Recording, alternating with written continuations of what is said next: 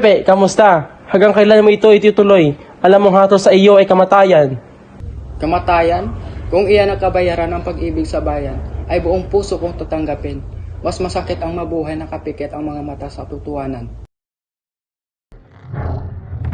Ngunit paano kami? Ang pamilya mo. Kung ako ay mawala, sana ay mamuhay kayong malaya, hindi sa ilalim ng takot, kundi karunungan.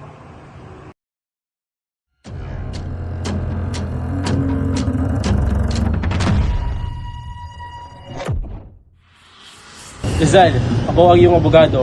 Hindi ako sangayon sa kanilang hatol, ngunit mahirap silang labanan. Kailangan ipagtanggol ang sarili ko, tiyente. Ang katotohanan lamang ay magtatanggol sa akin. Ang tanging kasalanan ko ay minamahal kong aking bayan. Kasalanan mong gisingin ang mga Indio.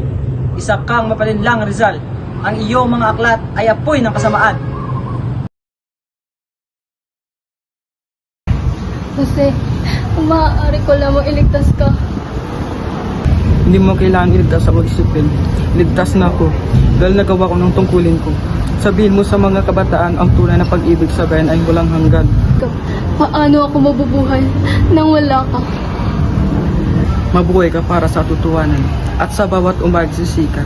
Alalahanin mo ang iniisang Rizal na nagmahal sa bayan, higit pa sa buhay.